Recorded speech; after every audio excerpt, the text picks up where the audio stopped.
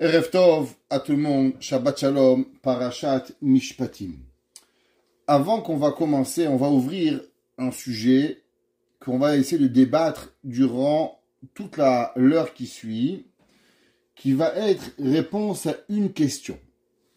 Une question qui est d'actualité énorme et qui m'a été suggérée la semaine dernière par mon cher ami Dr Torjman qui est venu nous voir le jour de Seudat Yitro pour nous apporter un petit cadeau et il nous a fait part d'une question qui est très pertinente, qui est quel est le point de vue de la Torah sur l'intelligence artificielle. Vous savez qu'aujourd'hui, ils ont lancé un nouveau produit qui s'appelle, je crois, Chatmat, pas trop exactement compris. Dr Torjman me l'a donné. ChatGPT, exactement. Où je suis rentré dessus et je me suis amusé pendant à peu près 3 heures à pouvoir un peu comprendre qu'est-ce qui se passe, comment ça répond. Et j'ai fait le tour de plein de sujets. Donc vraiment, pas pour perdre mon temps, mais pour pouvoir savoir un petit peu quelle est sa question, quelle est sa réaction, comment il analyse. Et j'ai fait un tour, à savoir, point de vue médical, avec le peu que je connais de mes 25 ans de pratique dans Hatzalah, de mes 35 ans d'études de Torah avec mes, je vais pas dire un gros mot, mais mes pieds collés sur une chaise, et essayer de toucher à savoir comment il pouvait répondre à différentes questions. Dessus, il y a eu plusieurs études qui ont été faites, qu'il a répondu à des questions de chirurgien plastique, chirurgien du cœur, à des gynécologues, où cette intelligence artificielle, elle va donner. Mon épouse a fait une expérience, à savoir, elle lui a demandé de lui écrire un certain sujet, parce qu'elle avait entendu que les élèves trichaient, et qu'en devoir, ils allaient sur cette application, et ils demandaient des questions. Donc mon épouse a passé aussi plusieurs heures cette semaine, pour qu'on apprenne à comprendre et à absorber l'information de cette nouvelle technologie.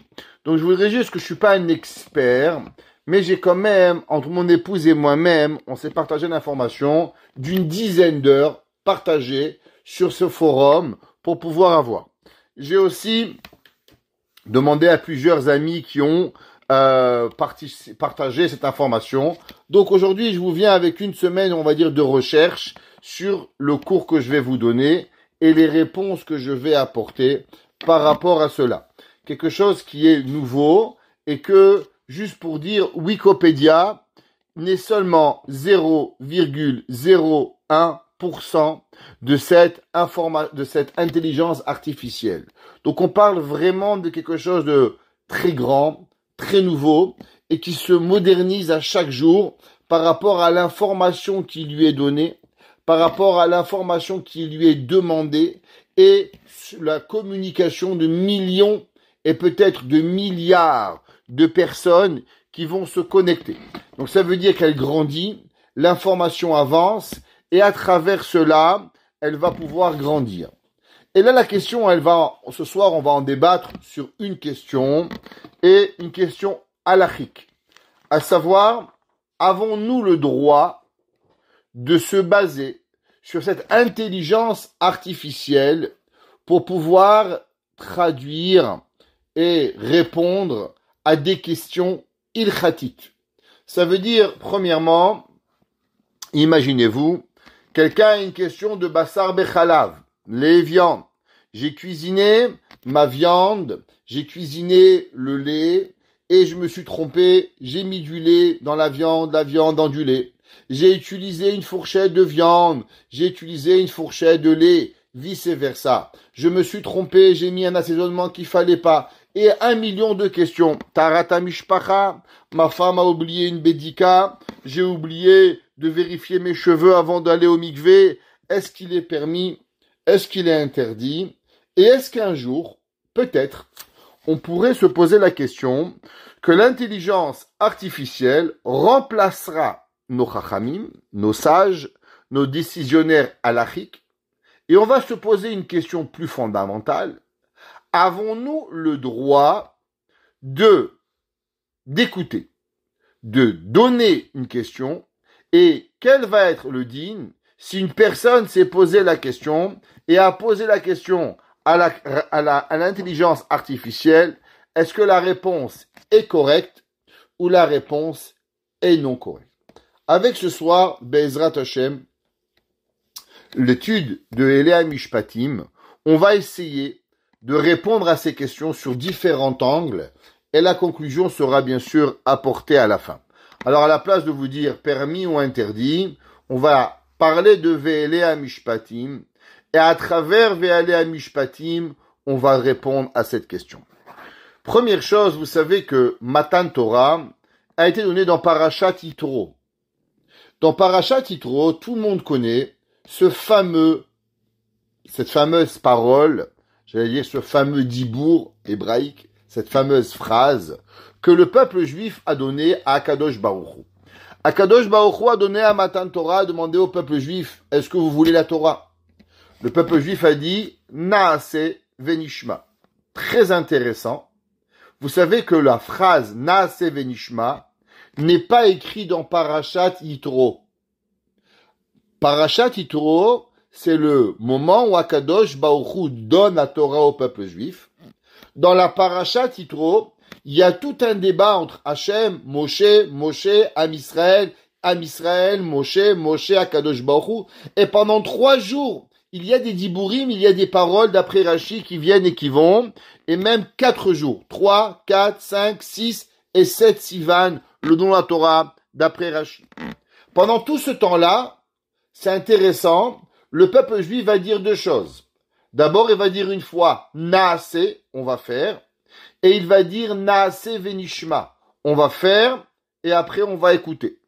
La Torah ne dit et n'enseigne l'enseignement de Naase Venishma seulement dans Parashat Mishpatim, à la fin de Parashat Mishpatim, et pas au début dans Parashat Yitro.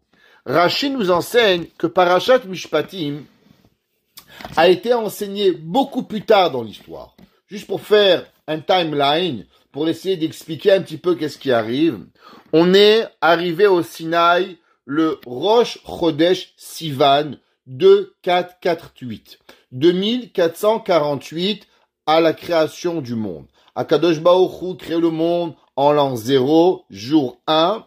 En l'an 2448, Rosh Chodesh Nissan, Akadosh Baruch Hu va sortir le peuple juif à Pessah, 15 Nissan. On va recevoir la Torah seulement le 7 Sivan. On arrive à Sinaï, au désert de Sinaï, Rosh Chodesh Sivan, 2448. Akadosh Baruch Hu va enseigner seulement très peu de halachot, va enseigner d'après Rashi seulement les 10 commandements, le 7 de Sivan. Moshe Rabbeinu va monter le 7 de Sivan pendant 40 jours pour avoir les tables. Il va redescendre le 17 Tammuz, 40 jours plus tard. Il va voir le peuple juif qui va faire le veau d'or. Il va casser les tables de la loi. Il va remonter le 18 de Sivan pour pardonner le peuple juif. Il va redescendre seulement Rosh Chodesh Elul, 40 jours plus tard. Et Rosh Chodesh Elul, il va monter une 3e fois pour avoir les 2e tables de la loi. Il va redescendre le jour de Kippour. Et le jour de Kippour, c'est là qu'Hachem va lui donner les 2e tables de la loi. Et il va lui dire à Kadosh Baruch Hu, j'ai pardonné au peuple juif, vas-y avec ces tables. Le 11 de Sivan, le 11 de Tishri, c'est là que Parashat Ve'elea Mishpatim, elle a été enseignée. Donc juste pour faire une petite histoire courte, il y a 5 mois, Sivan, Tammuz, Av, Elul, Tishri, 5 mois, entre le moment où Moshe Rabbeinu il monte la première fois au Sinaï, au moment où il va enseigner Elea Mishpatim. En tout cas d'après Rashi, pas d'après le Ramban Nachmani, et on va pas rentrer ici. Nachmani ramène au début de la paracha que ce qu'il va enseigner entre Rashi et Nachmanide est une discussion dans le Midrash entre Rabbi aussi ben Rabbi Yehuda et Chachamim qui vont enseigner. Il en reste, c'est que d'après Rashi, il y a Parashat Mishpatim a été enseigné 5 mois après le don de la Torah. Et la Torah, elle préfère enseigner Velea Mishpatim et après nous dire Naase Venishma. Quelle est la raison pourquoi la Torah a choisi d'enseigner Velea Mishpatim, principalement des lois qui ont à voir à travers 2 hommes, ce qu'on appelle mitzvot ben adam lachavero, un homme qui casse, un homme qui fait un trou, un homme qui a un taureau qui en corne, un homme qui a un esclave, un homme qui a une femme servante, quoi faire, comment faire, toutes les lois qui vont arriver dans Parashat Mishpatim sont des lois principales on appelle ça ben adam lachavero, entre un homme et son ami, des lois civiles pour pouvoir y arriver. À la fin de la paracha de Parashat Mishpatim, la Torah nous enseigne en vérité ce qui s'est passé avant Matan Torah, que le peuple juif va dire Naase Venishma. Essayons de comprendre pourquoi Akadosh Baruch Hu a choisi d'enseigner Matan Torah, Parashat Mishpatim, par la suite seulement il va enseigner Naase Venishma. Pour pouvoir comprendre cela, faut comprendre qu'il y a quelque chose d'intéressant à savoir à la fin de Parashat Yitro. Dans la fin de Parashat Yitro, il y a une mitzvah très intéressante. Moshe Rabbeinu nous enseigne les 10 commandements. Là, Kadosh Baruch Hu demande de créer un misbéach. Ça veut dire indépendamment de la loi d'avoir un tabernacle, un mishkan, il y a une mitzvah d'avoir un autel. Avoir un autel pour apporter des sacrifices. Les sacrifices font partie intégrale du peuple juif et même pour pouvoir devenir juif, il a dû avoir apporté un korban. Avraham Avinu a amené des korbanot, Adam Arishon a amené des korbanot, Yitzhak, Yaakov et ainsi de suite vont tous apporter des korbanot. Donc dès qu'on finit Matan Torah, Akadosh Baruch Hu donne une mitzvah très particulière, la mitzvah d'amener un misbéach. Dans ce misbéach, il devait y avoir 2 enseignements très importants au misbéach.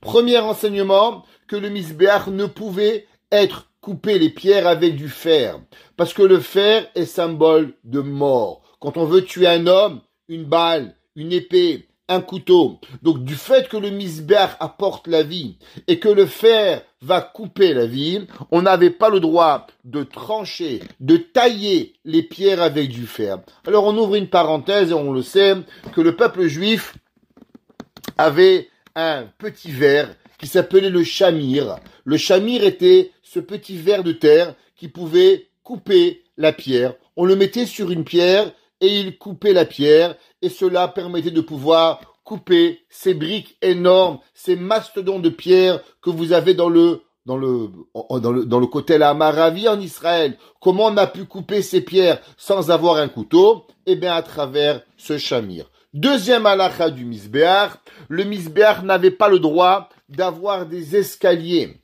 Rashi nous dit quel est le problème d'avoir des escaliers. C'est quoi le problème? Pourquoi on peut pas avoir des escaliers? Et Rashi nous enseigne un enseignement extraordinaire.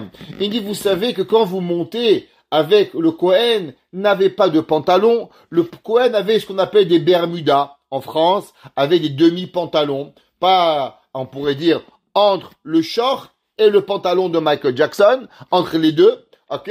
Alors il avait des bermudas. Pourquoi il portait des bermudas? Principalement parce que il était pieds nus les Kohanim, et que dans le Mishkan, dans le Beth Amikdash, il y avait énormément de sacrifices, et ces sacrifices, il y avait beaucoup de sang. Et des fois, il y avait du sang jusqu'aux chevilles des Kohanim, et c'est pour ça que leurs pieds ne pouvaient pas avoir de longs pantalons pour ne pas que le sang tachent leurs habits des Keuna. Nous dit la Torah qu'au moment où le Kohen va monter sur le misbéach, principalement le misbéach est apporté pour un korban, un sacrifice d'expiation. Korban khatat, korban hacham, korban olam, mauvaise pensée, ou à travers un différent sacrifice quand un homme avait fait une avéra. Et s'il y avait un escalier, alors automatiquement, le Kohen, aurait dû ouvrir ses pieds. Et au moment où il ouvrir ses pieds, le Misbéach aurait vu l'entrejambe des Kohanim, malgré que le Kohen portait un pantalon. Nous dit Rashi, si déjà Akadosh Baruch Hu, il veut que tu fasses attention aux pierres, que la pierre, elle n'a pas de sens, elle n'a pas de vie, elle n'a pas de vitalité. Et pourtant, la Torah te demande d'avoir pitié, d'avoir de la honte. On ouvre une parenthèse, chez nous les bons Tunisiens, ce qu'on appelle archouma. On ne va pas déshonorer la pierre à travers, en lui faisant honte, de lui faire montrer ton entrejambe. Alors, à plus forte raison, ton ami, le Kohen qui va venir, le Israël, le Lévi qui va venir, et que lui va amener un korban d'expiation, alors tu vois que tu vas pas lui faire honte. Alors c'est pour ça qu'il devait avoir un kevesh. Il devait avoir une pente, de façon à ce que le Kohen ne va jamais avoir de grands pas qui pourraient déshonorer la pierre, et de là le Kohen apprenait à respecter son ami. Chachamim nous disent, intéressant, la première mitzvah qui vient après Matan Torah est la mitzvah qui va être de faire attention aux sentiments de son ami. Pourquoi? Parce que vous savez que à l'endroit où on a amené le korban, la Torah, dans Sefer Vaikra, Bemakom asher yishachet tachatat, sham yishachet ta'ola. Le moment, à l'endroit exact où on a porté le korban khatat. Le korban khatat était un korban d'expiation.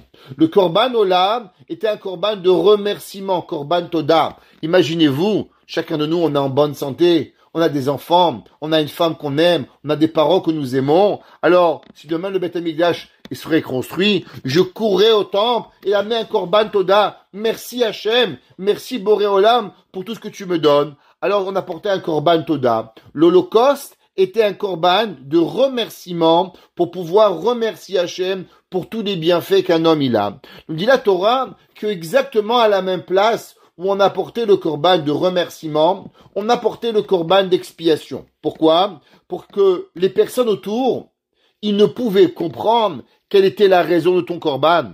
Est-ce que tu amènes un korban khatat, d'expiation? T'as été mechalel Shabbat? T'as transgressé Shabbat? Pourquoi tu es venu au Beth Amikdash aujourd'hui?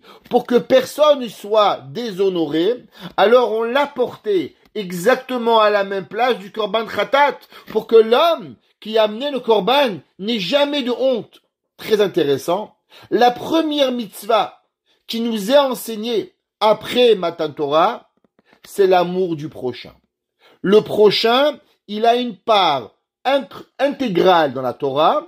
Ça veut dire que la Torah te demande, attention, fais excessivement attention à ton ami, et même au moment où il va vouloir apporter son korban, assure-toi que personne ne va comprendre combien il est important qu'il n'a pas de honte. Sur ça, Torah dit Ve'ele Amishpatim. Nous dit Rashi, c'est quoi Ve'ele Amishpatim? Ele Amishpatim asher tasim lifnehem. Voici les lois que je vais mettre devant toi. Vous savez qu'il y a une halakha qui est très très très importante, qui est ramenée dans le Midrash, qui est ramenée dans Rashi et qui est ramenée dans le Shulchan Aruch. Dit Rashi, Ve'ele amishpatim asher tasim lifnehem. Voici les lois que j'ai mis devant vous. Dit Rashi, qu'est-ce que ça veut dire? Voici les lois que j'ai mis devant vous. Dit Rashi, lifnehem velo lifne goyim. Devant vous, mais pas devant les nations du monde. Ve'afilu yodaad bedin echad she'em danim oto kedin Israël. Dit Rashi, qu'est-ce qui se passe si on sait qu'il y a un juge? Il s'appelle monsieur Jean-Christian Dufour. Mais un monsieur instruit, un monsieur qui aime la Torah, un monsieur qui connaît toutes les lois juives. Il est un professionnel de la loi orale. Et chez lui, il tranche la halakha à travers le Shulchan Aruch. Nous est-il permis d'aller voir un juge qui connaît la loi juive, mais il n'est pas juif. Il est non juif.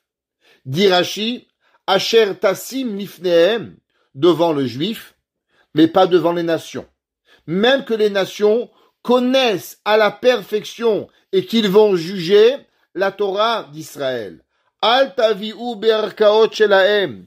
Il nous est interdit d'aller et de juger dans un tribunal non juif. Dit Rashi pourquoi? She'amevi dine Israël ifne goyim. Parce que celui, malheureusement, qui amène son jugement devant les nations, chez un juge goy, même si le rabbin, même si le juge est juif, mais il va d'après les lois non juives, ou bien il est non juif et il va d'après les lois juives, dit Rashi, Mechalel et Hashem, il profane le nom de Dieu, ou meyaker et shem avodah zara, et il va louanger les divinités goy, les hashbicham pour les louanger. Shenemar kilo kirtzonot suram, il dit Rashi, à quoi c'est marqué dans Azinu, kilo ketsurenu, parce que notre rocher, notre dessinateur, celui qui nous a créé, notre Dieu, il ne ressemble pas à eux. Ve'oivenu pelilim, et leur divinité, elle est rien. Kesheoivenu pelilim, ze'edut le'ilu yiratam. Rashi nous dit, le Shulchan Aruch dit plus que ça, dans Ilchot Roshen Mishpat, il dit au Shulchan Aruch que tout celui qui amène le jugement chez un juge goy, alors il profane le nom d'Akadosh Baruch Hu. En lo chelek ba'olam haba. Il n'a pas de part dans le monde futur. En lo chelek be'elo Israël. Il n'a pas de part dans la divinité d'Israël. À combien elle est grave la raison. Et pourquoi cela? Nous dit le Al-Shich HaKadosh. Le Al-Shich, Rabbi Moshe Al-Shich, qui vivait en Eretz Israël, qui était un grand commentateur au temps du Bet Yosef, au temps du Harizal. Et Rabbi Moshe Al-Shich, il explique et il dit, quelle est la raison pour cela? Vous savez que on pourrait croire, qu'est-ce que Akadosh Baruch Hu il veut? Akadosh Baruch Hu, il voudrait qu'on soit des bonnes personnes. Ce qu'on va appeler en hébreu Nimusim. Que veut dire Nimusim? Nimusim, ça veut dire qu'on s'entende bien. On a un bon voisinage. On est des bons citoyens. On est des bons employés. On est des bons patrons. Alors on pourrait croire que véritablement une personne, qu'est-ce que Hachem il veut? Que la société elle fonctionne. Alors il a donné certaines lois pour que la société fonctionne. Alors qu'est-ce qui se passerait si un jour on inventerait une nouvelle loi que tout le monde serait d'accord pour pouvoir fonctionner, entre guillemets, mieux que la Torah? Est-ce qu'il nous est permis d'accepter cette loi qui serait la loi du fait que maintenant tous les citoyens l'auraient acceptée et quelque part elle serait plus facile à accepter d'un commun accord avec tout le monde? Dit le Al-Shich, Ve'elea mishpatim asher tasim lifnehem. La Torah, elle nous a demandé spécifiquement qu'en vérité la Torah, c'est pas seulement des lois de bon voisinage, c'est pas des lois civiques, mais la Torah c'est la pensée de Dieu. Et l'homme, pour pouvoir arriver à comprendre, il doit comprendre ce que Akadosh Baruch Hu il veut. Et il donne un exemple. Vous savez, c'est marqué dans la Torah, qu'est-ce que ça veut représenter un Beddin? Vous savez, un juge, des fois il est corrompu. Des fois, il peut être malheureusement mal intentionné ou bien intentionné d'un côté comme de l'autre. C'est quoi un juge rabbinique? C'est quoi un Beddin? Nous avons une promesse. C'est marqué dans le Pasuk, Elohim nitzav be'adat el.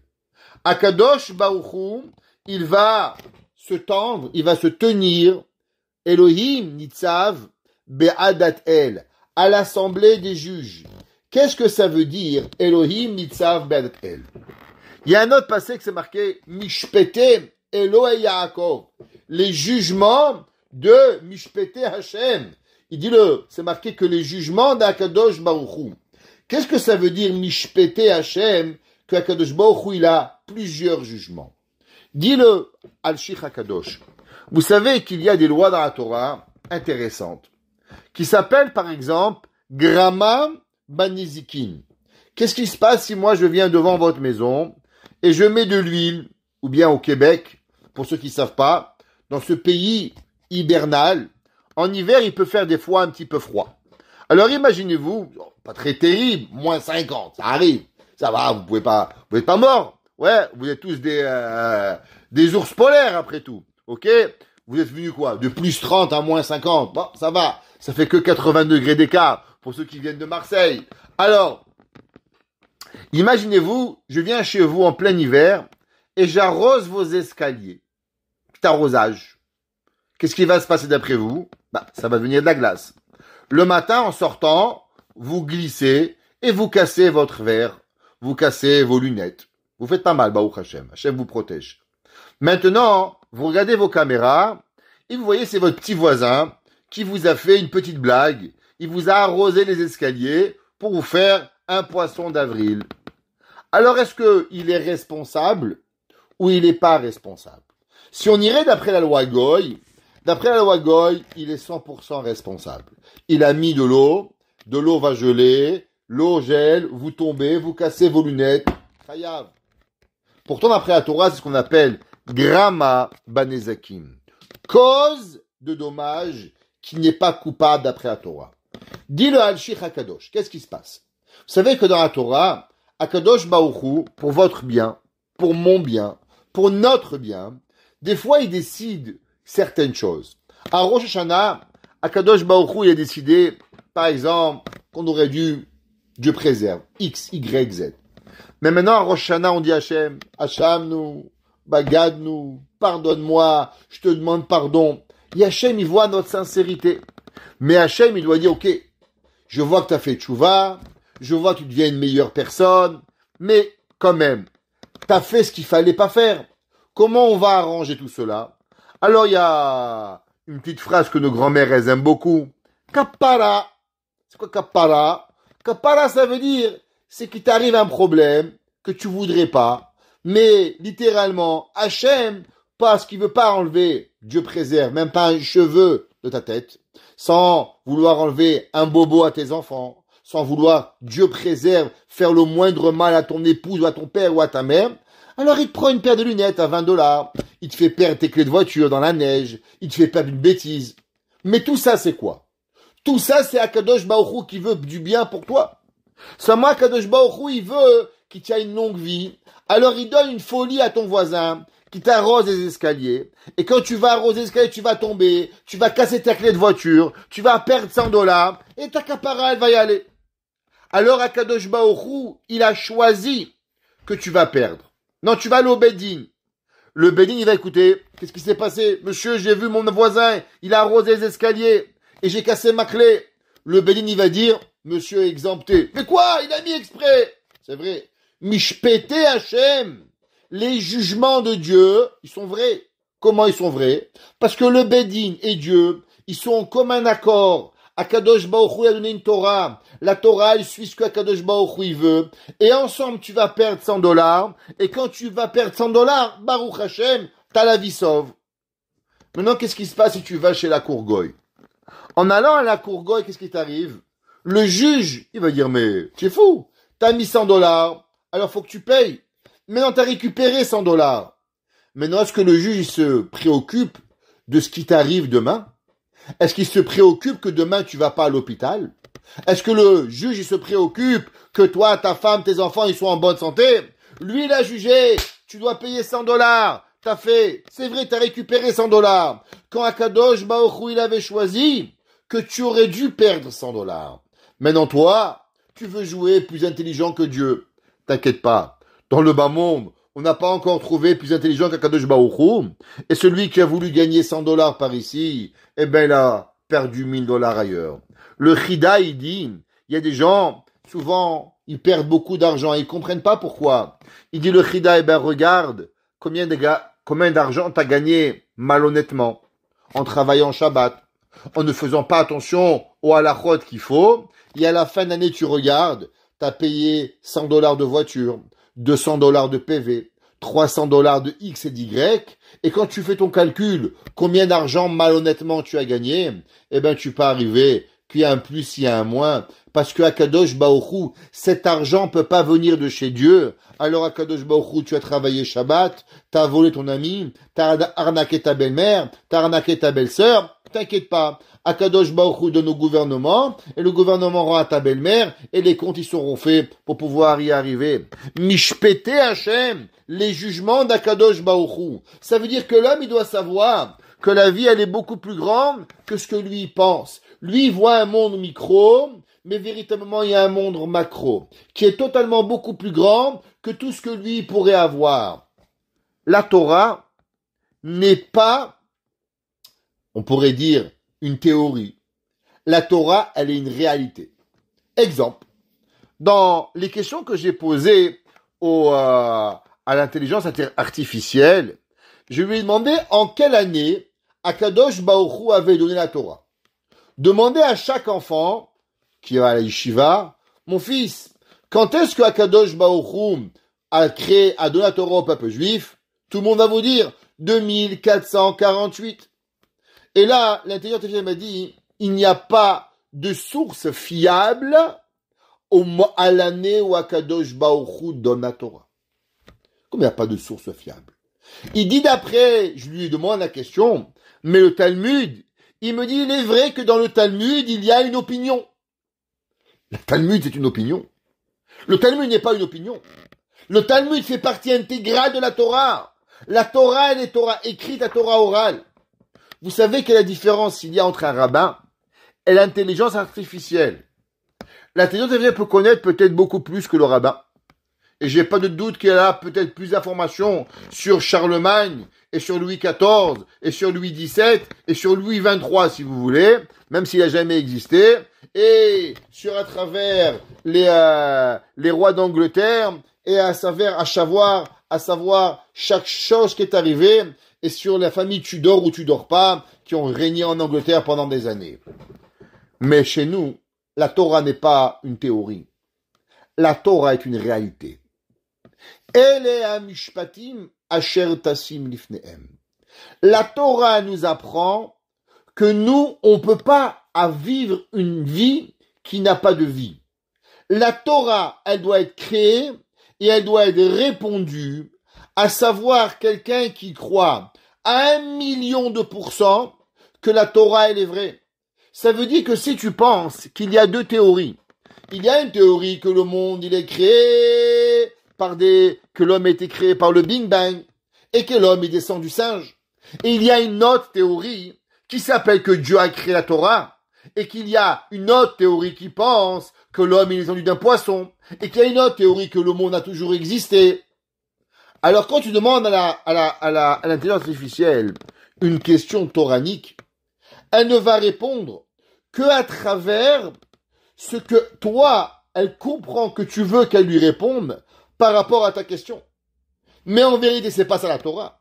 La Torah nous dit, altira ve altifrad. La Torah nous interdit d'avoir peur de personne. Quand un homme, il mesure 2,50 m de haut, et qu'il fait 700 kilos, et qu'il arrive avec 6 mitraillettes, et il vous dit, monsieur le rabbin, j'ai volé mon ami, est-ce que je dois lui rembourser? Oui, tu dois rembourser. Monsieur, je vais vous tuer, ben tue-moi.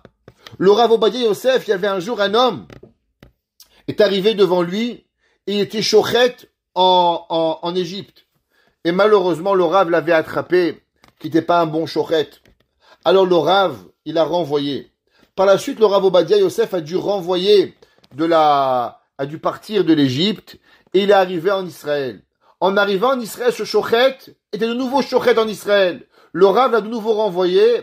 L'homme est arrivé avec un pistolet devant le Rav Obadia. Il a voulu tuer le Rav Obadia. Le Rav Obadia, il a ouvert sa chemise et dit, tue-moi. Au moins tu seras arrêté pour meurtre, mais tu arrêteras de faire manger le peuple juif du non-cacher. Est-ce qu'une intelligence artificielle, elle est capable de comprendre ce principe, que l'homme, il doit avancer et croire pour son principe? Elea mishpati masher tassim lifnehem. Qu'est-ce que ça représente? Vous savez que la Torah, c'est marqué que la Torah en général, elle a un principe. La Torah, elle s'appelle Shalom. La preuve, qu'est-ce qu'on est mevarer tous les jours? Baruch ata Hashem, amevarer atamo Israël, ba Shalom. La Birkat Kohanim, qu'est-ce qu'on dit? Yevarecha Hashem v'yishmerecha, Yair Hashem panav elecha v'yichuneka, Issa Hashem panav elecha v'yasem lecha shalom. Pourquoi? Shalom, shalom, shalom, shalom. Ça va le shalom. Là, tu m'as cassé ma tête avec ce shalom. Qu'est-ce que c'est ce shalom? Pourquoi on parle tellement de shalom? Vous savez que 3 brachot, la première, Yevarecha Hashem v'yishmerecha, elle est par rapport à Avraham Avinu.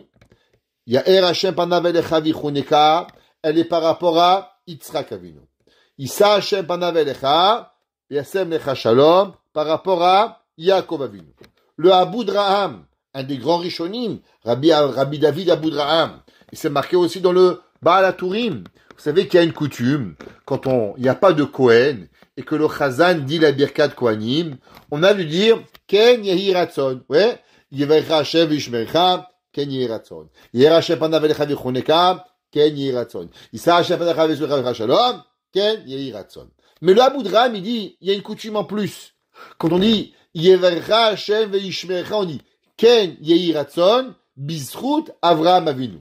Yair Hashem panav elecha, Bizchut Yitzhak Avinu. Issa Hashem panav elecha, Bizchut Yaakov Avinu. Pourquoi Yaakov Avinu, il a mérité la bracha la plus longue? Ouais. Issa Hashem panav elecha, v'yasem lecha shalom. Pourquoi il y a mérité cette bracha? C'est marqué dans le Khatam Sofer. Le Khatam Sofer, il nous dit, on sait que Yaakov Avinu, il a voulu donner à ses enfants, quoi? Il a voulu donner à ses enfants le secret de la venue de Mashiach. Quand il a voulu donner à Mashiach, qu'est-ce qu'il leur a dit? Asifa, rassemblez-vous, ve'agida lachem, et je vais vous donner, quoi? La fin des temps. Je vais vous donner quand Mashiach va venir. Dit le Khatam Sofer. Qu'est-ce que ça veut dire? Asifa, ve'agida lachem. Il dit parce qu'il faut savoir que le secret pour faire venir Mashiach est une chose. Le shalom, la paix. Et du fait que Yaakov Avinu, il a voulu préparer ses enfants à vouloir leur donner la venue de Mashiach, il va leur dire, Asifa, rassemblez-vous. Si vous voulez que Mashiach y vienne, d'abord vous devez être capable d'être ensemble. Qu'est-ce que c'est le premier mot qui est arrivé au moment où on est arrivé à Sinaï? Vaïchan Sham Israël. Et Israël a résidé. Dit Rashi, mais ils n'étaient pas un, il y avait une nation. Dit Rashi, Keish Echad Belev Echad. Parce qu'en vérité, tout le peuple juif, qu'est-ce qu'il veut? Le peuple juif, il doit être en préparation pour le don de la Torah. Il doit avoir une seule et unique chose. Shalom. Pourquoi le shalom? Venez, on va réfléchir. Il y a tellement de belles choses. Mais pourquoi le shalom, il est tellement important dans la Torah? Alors le Mégalé Amoukot, un de nos grands rabbanim qui vivait en Pologne au XVIIe siècle, et il nous dit, le Mégalé Amoukot, vous savez c'est quoi la valeur numérique de shalom? 376. Shin, 300. Lamed, 30. Vav, 6. Mem, 40. 376. D'accord? On sait encore compter. Quelle est la valeur numérique de Esav? Shin, 300. Aïn, 70. Vav, 6. 376. Intéressant, dit le Mégalé Amoukot. Shalom et Esav sont la même valeur numérique. Quelle est la raison? Il dit parce qu'en vérité, Esav, en vérité, toute sa vie, c'est d'enlever le shalom. La Gemara dit même que shalom la rechaim, ra lahem, vera la olam. Quand les nations, des fois, ils essayent de faire du shalom, c'est mauvais, c'est pas vrai. Parce que leur vitalité, elle n'est pas dans le shalom. Leur vitalité, elle est totalement à l'opposé du shalom de pouvoir y arriver. Pourquoi? Qu'est-ce que ça veut dire le shalom? Le shalom, ça veut dire que quand on est vraiment des amis, alors chacun de nous écoute l'autre. Et quand on écoute l'autre, alors on peut arriver à ce que on arrive à la vérité. Pourquoi un homme et une femme, la Torah nous dit Ezer Kenegdo? Qu'un homme et une femme et un homme, ils sont ce qu'on appelle l'aide contre toi. Parce que si moi demain je viens vous dire, Monsieur David, vous savez, c'est pas comme ça qu'on fait les choses. Votre première réaction c'est, Et toi, tu sais faire mieux que moi? Est-ce que toi, ton père, ta mère, ton frère, ta sœur, c'est la première réaction. L'homme, il n'aime pas qu'on lui dise quoi faire. C'est une réalité. Personne ne peut arriver. Adam Arishon, Dieu lui a demandé à Caïn, Caïn, est-ce que tu sais où est ton frère? Il dit, pourquoi je suis gardien de mon frère? Adam Arishon, Hachem lui a demandé, est-ce que tu as mangé du fruit interdit? Il dit, c'est pas moi, c'est ta femme que tu m'as donné. L'homme, il peut pas accepter la Torah. Il est impossible. Alors quand l'homme, il n'aime pas la Torah, qu'est-ce qu'il fait? Il crée ce qu'on appelle le piroud, la séparation. Qu'est-ce que ça veut dire la séparation? Ça veut dire c'est des opinions. Tu penses, je pense, il pense, nous pensons. Chacun pense. Et ça, à travers ces opinions, il va défaire ce qu'on appelle la pensée unique d'Akadosh Baruch Hu. En disant un mot, prenez les journaux. Si vous lisez les journaux, vous pleurez. Un pauvre Palestinien des territoires occupés d'Israël, abattu par l'armée israélienne, en bas, suite après avoir tué 2 enfants. Qu'est-ce qui se passe? Ça veut dire qu'avec un mot, on vient juste de défaire une atrocité terrible de l'humanité. Quand on dit qu'il y a une opinion que Akadosh Baruch Hu a donné la Torah en 2448, tu viens de rendre la Torah en une opinion. Tu viens d'enlever la vitalité, la véracité de la Torah.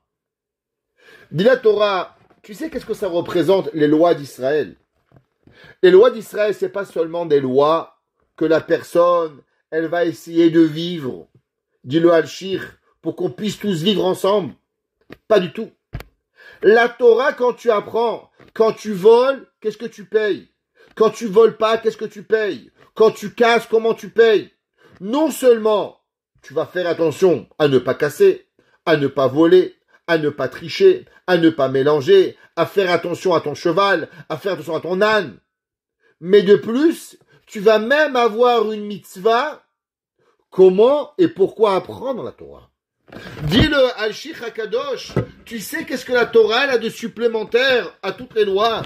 La Torah, elle est en vie avec Hachem. Ce que HaKadosh Baruch Hu, il veut de toi, la Torah, elle va te l'apporter. Quand l'homme, il va étudier la Torah, il va avoir un sachar pour pouvoir y arriver, pour pouvoir qu'on puisse avancer. Ça veut dire que la Torah, dit le Midrash, la chose suivante, et je vous lis ce Midrash incroyable. Dit le Midrash, Ve'ele HaMishpatim. Voici les lois, la Torah. Les lois, on sait que la Torah, elle est basée sur 3 sortes de lois. Ce qu'on appelle Mishpat, Mitzvot, Chukim. Que veut dire Mishpat? Mishpat veut dire une loi que l'on peut comprendre. Une loi que pas voler, pas tuer, pas mentir. Des lois que l'humain peut comprendre et peut même arriver avec sa tête à pouvoir y arriver. Dit le Midrash, qu'est-ce que ça veut dire Ve'ele HaMishpatim? Alors il dit Magi Devarav le Yaakov. C'est ça que David Amelech il a écrit dans le chapitre 147 dans les psaumes. Magi Devarav le Yaakov.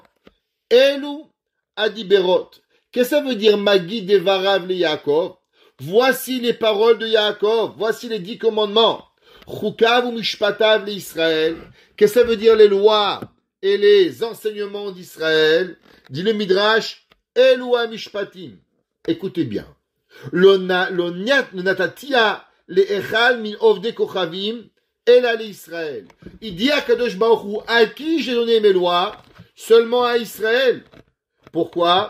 Chez Kivan, chez Amdou Israël. Parce que Israël, ils ont dit Ve'amrou, Kol Asher Diber Hashem Naase Venishma. Dit le Midrash, tu sais à qui j'ai donné les lois d'Israël? Ele HaMishpatim. Seulement au peuple juif. Pourquoi? Parce que eux, d'abord, ils ont dit Naase Venishma. Miyad Natna Lahem. D'abord, Akadosh Baruch Hu, il a eu besoin que l'on dise Naase Venishma. Et après qu'on a dit Naase Venishma, il a écrit les Mishpatim. Ave Magi le Yaakov, lo asachen lechol goy. Dit le Midrash, qu'en vérité, avant qu'Hachem donne les lois, même les lois rationnelles, les lois que l'homme peut penser, il a été obligé d'arriver à d'abord mentionner et dire Naase Venishma. Pourquoi on doit dire Naase Venishma? Il y a deux différentes façons de pouvoir intégrer la Torah.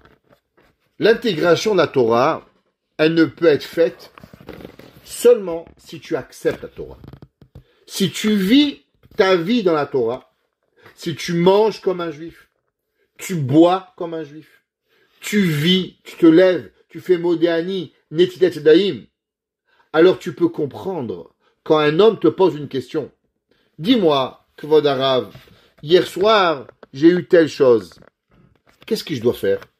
Le Rav, il comprend, il y a une question de Shalom Bayit, il y a une question de Kashrut, il y a une question X, Y, Z, il y a tout un ensemble, parce que le Rav, il comprend que quand une femme, elle t'appelle, alors elle doit savoir, est-ce que je peux aller au mikvé, je peux pas aller au mikvé, je mange, je fais, je bois. C'est 1 million de questions que l'homme, il peut arriver à penser, parce qu'il a vécu.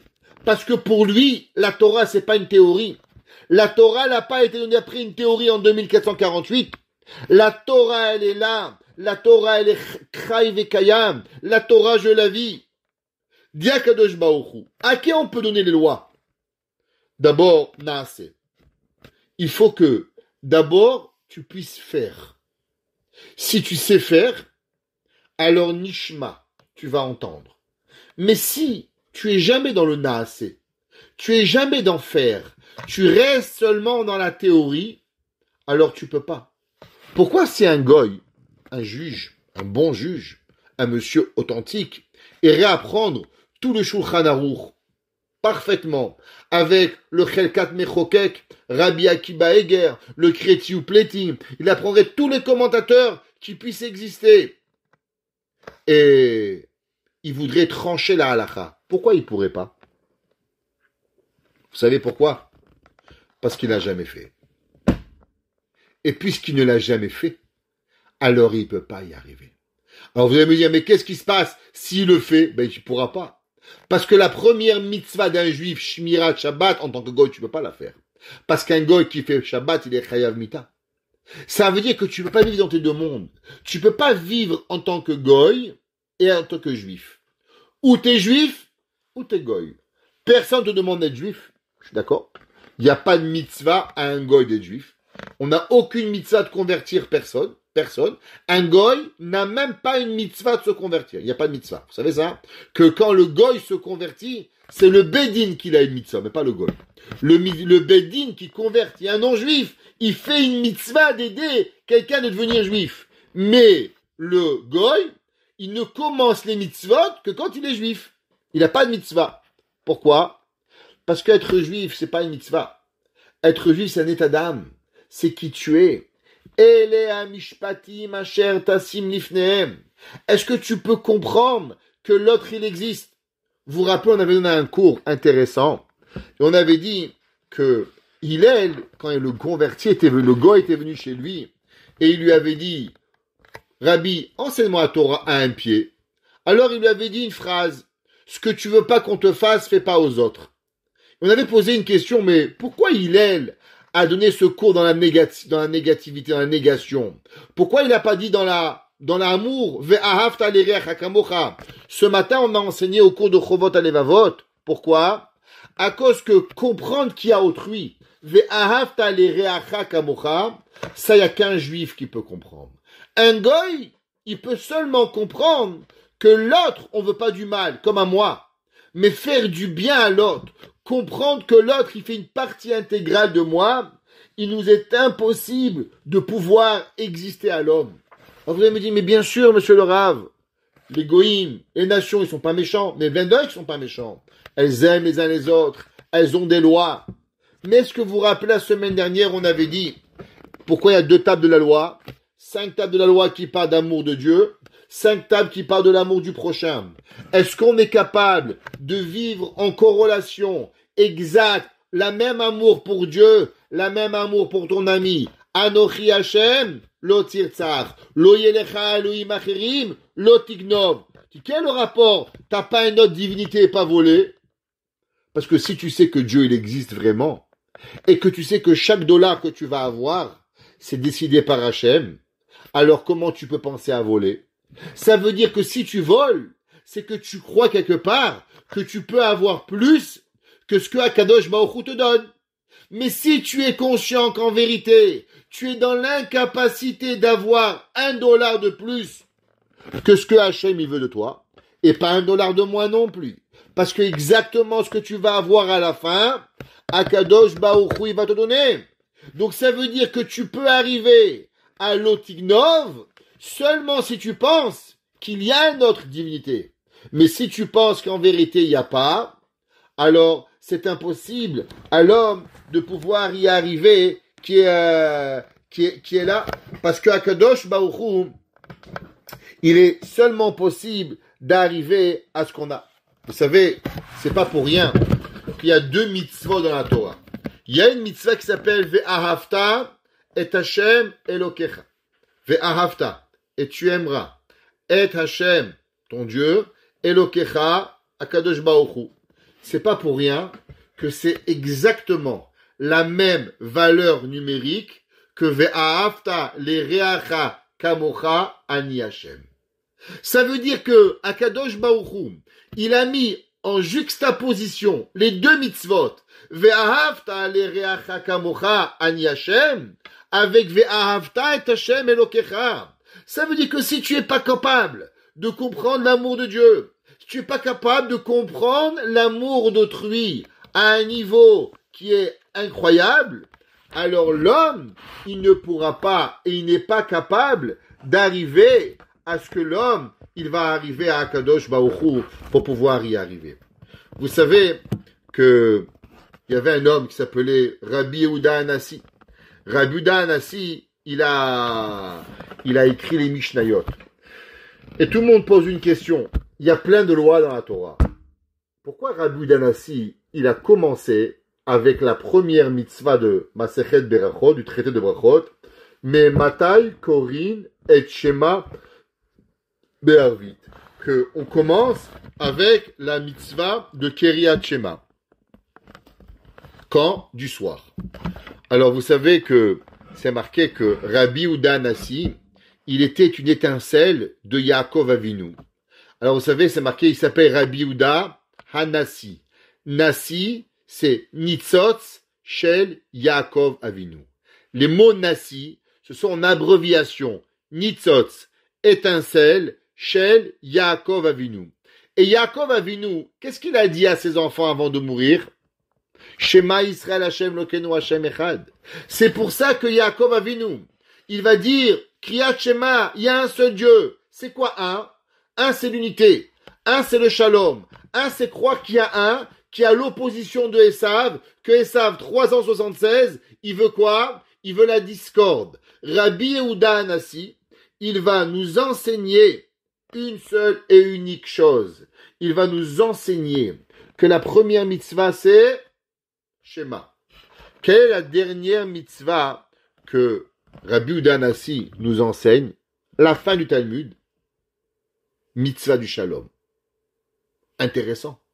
Pourquoi Rabbi Yehuda Hanassi, la dernière chose qu'il apprend, la dernière Mishnah dans Oktin, Lo Matza Akadosh Baruch Hu n'a rien trouvé dans ce monde et là, Shalom. Pourquoi?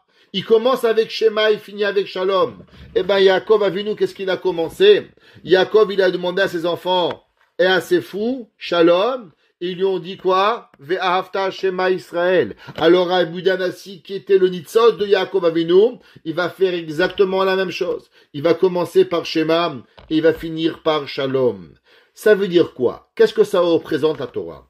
Laissez-moi vous raconter une petite histoire qui est arrivée au Beddin de Baba Saleh. Vous savez, la Torah nous dit que l'halakha, c'est l'halakha.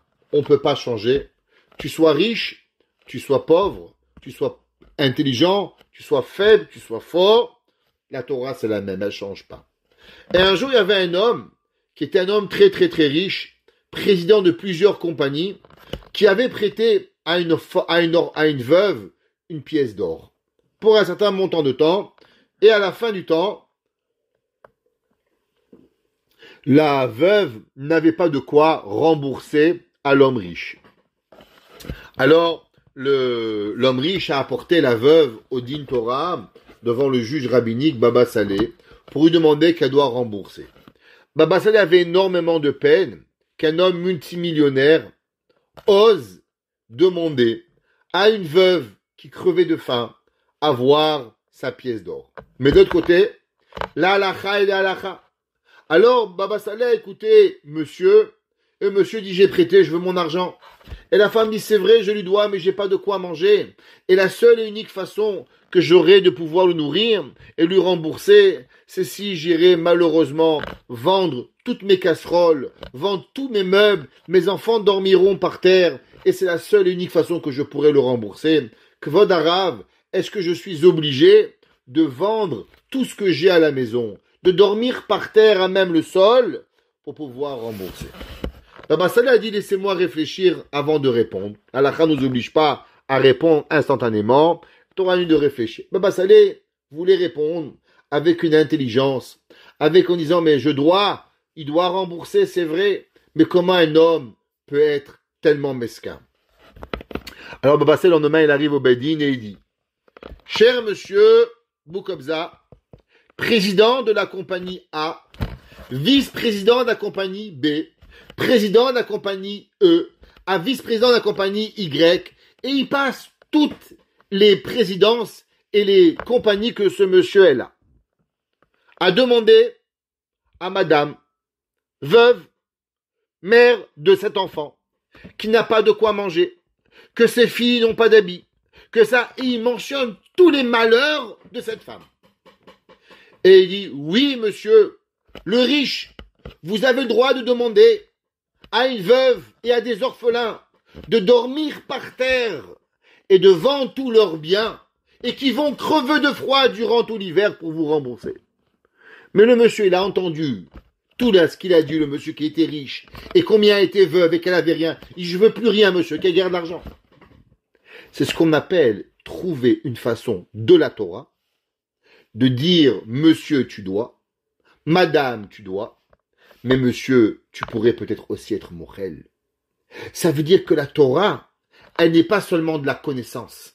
La Torah, elle fait partie intégrale. Il faut que tu dises Naase Venishma. Il faut que tu comprends ton ami. Il faut que tu vives avec ton ami pour pouvoir y arriver.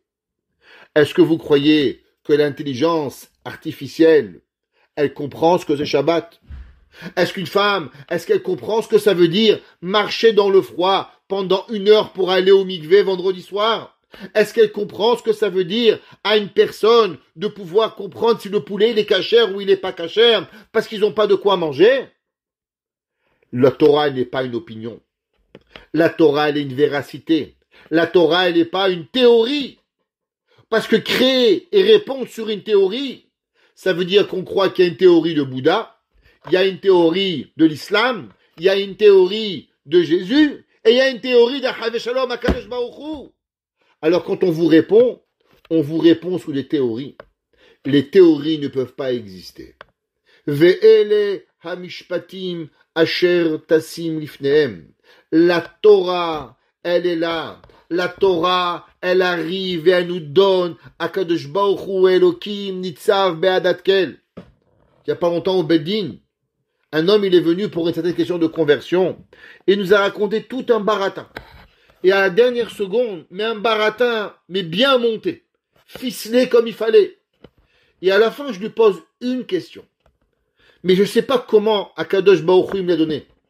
Et cette question-là, elle lui a déficelé son paquet, mais il s'est sauvé en courant. Il y avait le Rav, il me dit, mais Rav Krimizi, d'où vous avez eu l'idée de lui poser cette question? Je ne sais pas. La réponse, elle est qu'on a une aïmouna. Akadosh Baruch Hu, il est avec nous. Akadosh Baruch Hu, il nous fait demander une question qui n'a rien à voir pour déficeler le paquet, pour comprendre qu'il est menteur, elle est menteur, ils sont tous des menteurs et ils veulent nous rentrer dans leur baratin pour pouvoir y arriver. Parce que Elohim Nitzav Be'adatel. La personne, elle doit savoir qu'en vérité, ça c'est ce que Akadosh Baruch Hu veut de nous. Ele hamishpatim. Voici des lois. Bien sûr, un goy ne peut pas juger comme un juif. Kalvachomer ben beno shel kalvachomer. L'intelligence artificielle ne pourra jamais, parce que l'enregistrement d'informations ne nous rend pas une meilleure personne.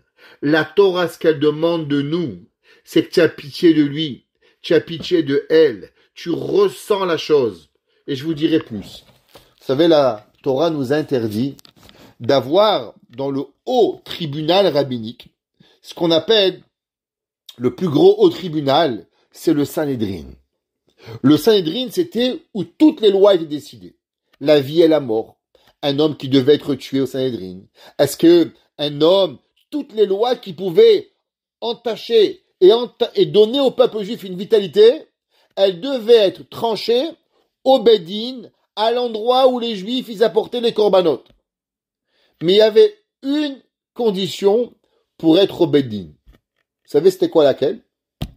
Que un homme devait avoir encore de jeunes enfants. Un vieux ne pouvait siéger au Bédine. Et la Gemara dit, mais quel est le rapport? Pourquoi un Bédine, un Dayan, devait avoir encore de jeunes enfants? Quel est le rapport avoir de jeunes enfants et siéger au Bédine? Et la Gemara, elle répond, à cause qu'un homme qui n'a plus de jeunes enfants, alors il a perdu la pitié. Quand on a des jeunes enfants, on comprend ce que c'est se lever la nuit, on comprend ce que c'est renverser une Coca-Cola sur un costume, on comprend des bêtises, on comprend des erreurs. Notre vie, elle est vécue avec des millions d'erreurs que nos enfants y font, mais on a tellement pitié d'eux qu'on leur pardonne. Dit la Gemara, pour siéger au Bédine, t'es obligé d'avoir de jeunes enfants, parce que ta pitié, elle doit être encore dans ton cœur. Un homme qui n'a jamais été marié, un homme qui n'a jamais eu d'enfant, ou un homme qui n'a plus de jeunes enfants, ne peut siéger au Bédine parce qu'il n'a pas de pitié envers le peuple juif. Vivre, trancher, comprendre la Torah, c'est pas de l'information. La Torah, c'est un mode de vie que la personne, elle décide de vivre à chaque seconde de sa vie. Il y a la Torah, c'est pour ça Anochi Hashem, Loïe, Elea Mishpatim, et à la fin il y a Naaseh Venishma. Tu veux savoir comment tout ça fonctionne? La Torah, c'est pas des parties. C'est pas Wikipédia sur Baba Kama, Wikipédia sur Baba Metzia, opinion de la création du monde. Ce que le rabbin y pense, c'est une opinion. Ce que Rabbi dit, c'est pas une opinion. Le Shulchan Aruch, c'est pas une opinion. Le Shulchan Aruch, c'est l'opinion. Ce qu'il a écrit le Harizal, c'est pas certains textes kabbalistiques qui écrivent. Alors il a servi dans certaines communautés comme grand rabbin. Le Harizal, c'était pas dans certaines communautés, c'était le Mekoubal. Rabbi Yosef Karo, il n'a pas été, d'après certains, l'auteur de la loi juive. Non, il est la loi juive. Quand on entend juste une réponse comme ça, nos cheveux, ils doivent se dresser sur la tête. Comment Chazvé Shalom pensait même sur une seconde qu'on pourrait un jour être jugé, tranché une halakha sur quelque chose qui n'a pas vécu une intelligence artificielle. Il y a plusieurs années, une vingtaine d'années, il est mort à Montréal, un grand Rav. Il s'appelait Rav Neyman. Rav Alexander Yaakov Neyman était le Rav de la ville de Poupa, le Pouparouv, le Dayan de la communauté de Belz. Et quand il est niftar, quand il est décidé, quand il y avait les spédim, les éloges, toute la communauté a dit la même chose. Nous avons perdu le 5e livre du Shulchan Aruch. Dans le Shulchan Aruch, il y en a 4. Orach Haim, la façon de vivre. Yoredea, les lois de kashrut et les lois de rabbin. Choshen Mishpat, les lois des dommages, les lois civiles. Even Haezer, les lois de mariage et de divorce. Mais il y a une 5e volume. Avoir l'humanité et l'humanisme, de savoir les appliquer chez chacun d'entre nous. La Torah, elle a 5 parties. La 5e partie est la plus grande. Avoir de l'humanité, comment s'assurer que ces 5 Shulchan Aruch, ces 4 parties, elles vont être appliquées. Qu'est-ce qui fait la différence entre un bon docteur et un mauvais docteur? Un bon docteur et un mauvais docteur, c'est pas bien sûr celui qui connaît, parce que les deux sont médecins et les deux on espère qu'ils ont passé leur diplôme correctement. Mais votre choix de médecin va être quoi? Par rapport à son humanisme. Comment il va vous traiter? Est-ce qu'il vous traite par rapport à votre portefeuille, combien vous dépensez sur la table, ou combien vous allez vivre, poser, comprendre, supporter votre douleur? Un médecin qui vous appellerait à la maison, allô monsieur Untel, vous avez été opéré aujourd'hui, comment allez-vous? Alors c'est plus un médecin, c'est un humain. Un homme que vous voyez par 6 mois, il n'est pas un médecin. Il a perdu sa vocation, il est un charcutier, plombier d'humain. Mais il n'est pas un chirurgien, il n'est pas un médecin. Pareil, la Torah, c'est pas des livres qu'on met ensemble, c'est pas des opinions qu'on donne. La Torah, c'est vivre avec la Torah pour pouvoir comprendre comment on doit vivre. Un jour, et je terminerai avec ça, un jour, j'ai posé une question au Rav Wosner, il y avait un problème. 10 minutes plus tard, le Rav Wosner était chez moi à la maison. Je dis, Rabbi, qu'est-ce que tu fais? Il me dit, mais il n'y avait pas de choix que de venir pour régler le problème. Est-ce qu'une intelligence artificielle va venir à ta maison régler ton problème? Le Rav, qui a du cœur, il comprend que raccrocher le téléphone, ça sert à rien. Il ne peut que venir. Et c'est pour ça qu'on leur fait confiance. Parce qu'on sait qu'au moment où on a besoin, alors il va venir chez nous. Il va vivre avec nous. Il va nous donner. Ve'ele amishpatim. La Torah te dit, fais attention aux pierres. Parce que ton ami, il n'est pas pire qu'une pierre. Tu as naase venishma. Tu fais. Et c'est ça ce que la Torah, elle représente dans Ve'ele amishpatim. Et les amishpatim, la Torah, c'est pas seulement des lois. La Torah, c'est une façon de vivre. C'est pas qu'une opinion. Que je Baruch Hu y fasse, qu'on a plus confiance en Akadosh Baruch Hu, qu'on donne notre vie à la Torah, qu'on accepte la Torah. Et à travers cette acceptation de la Torah, alors on est marbé shalom. On augmente la paix, une véritable paix, que cette paix-là, elle annulera Esav, et quand elle annulera Esav, alors ensemble on sera préparé pour Mashiach Tzidkenu Bimera Biemenu. Amen.